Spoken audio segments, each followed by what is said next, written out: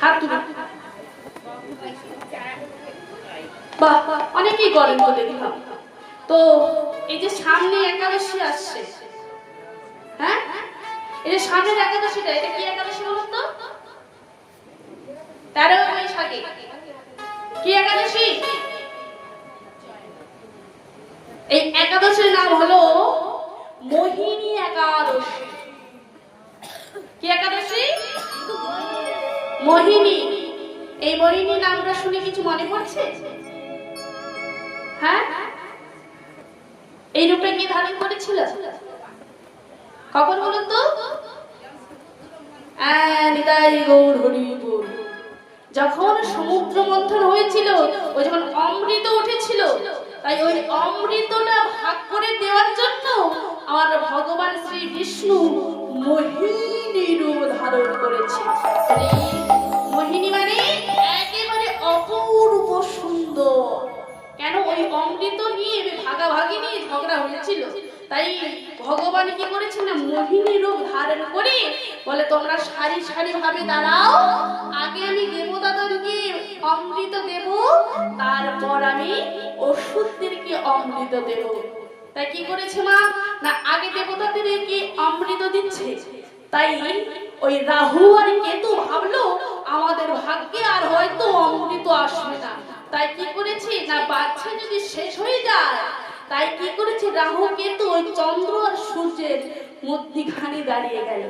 তাই যেই না সকল দেবতাদেরকে অমৃত দিচ্ছে, অমৃত দিতে দিতে ওই রাহু কেতু যেই না হাতে অমৃত নিয়েছে, আজকে চন্দ্রদেব বলছে কি হলো, এ তো আমাদের দেবতা না, তবে ইনি কে? তাই যেই না ধরা পড়ে যাচ্ছে, অমনি কি করেছে, তাড়াতাড়ি করে অমৃতটাকে খেয়ে নিচ্ছে। আরে যেই না ভগবান জানতে পারলেন উনি অসুর, তাই কি করেছে মা, সুদর্শন চক্রটা যেই না ছেড়ে দিয়েছে, ওই রাহু কেতুর মস্তকটা কেটে গেল। বাবায়েরা, দুধ ভালো জিনিস, দুধ ভালো তো, কিন্তু ওই দুধে যদি সাপ মুখ দিয়ে দেয় তবে আর ভালো থাকবে? ভালো থাকবে না, ভালো থাকবে না। তেমনি অমৃত ভালো, অমৃত খেলে অমর হয়ে যাব, কিন্তু অসুর যখন পান করেছে ওর ভালো হলো? তাই যেই না অসুররা অমৃত পান করেছে, ওই যে অসুরের রক্ত আর অমৃত ওই যে যেই না গলা থেকে মাটিতে পড়েছে, ও থেকে সৃষ্টি হলো পেঁয়াজ আর রসুন। পেঁয়াজ আর রসুন যেই না সৃষ্টি হয়েছে, তাই জন্য পেঁয়াজ আর রসুন দেখবেন গোবিন্দ সেবায় লাগে না, সাধুগুরু বৈষ্ণবের সেবাতে লাগে না। কেন? ওটা অসুরের রক্ত এবং অমৃত থেকে হয়েছে বলে, তাই অসুরের রক্ত তো, তাই ওই জন্য গোবিন্দ সেবায় লাগে না। তাই সেই যে মোহিনী রূপ ধারণ করেছিল, সেই মোহিনী রূপ ধারণ করেছিল বলে এই 13 বৈশাখের নাম দেওয়া হলো মোহিনী একাদশী। তবে এই মোহিনী একাদশী পালন করে কি লাভ পাবেন, কি ফল পাবেন?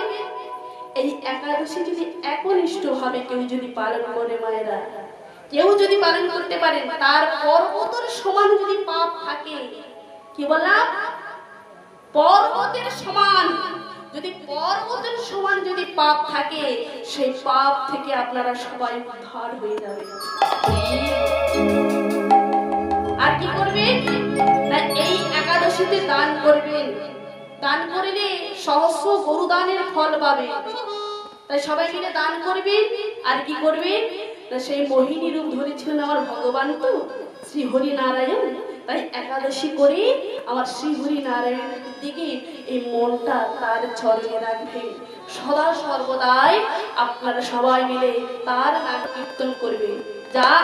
যতক্ষণ আপনারা নাম কীর্তন করবে, তত আপনারা কৃপা বেশি করে পাবেন। তাই সেই একাদশী 13 বৈশাখ আপনারা সেই মোহিনী একাদশী সবাই মিলে পালন করবেন। নিতাই গৌর প্রেমানন্দে গৌর।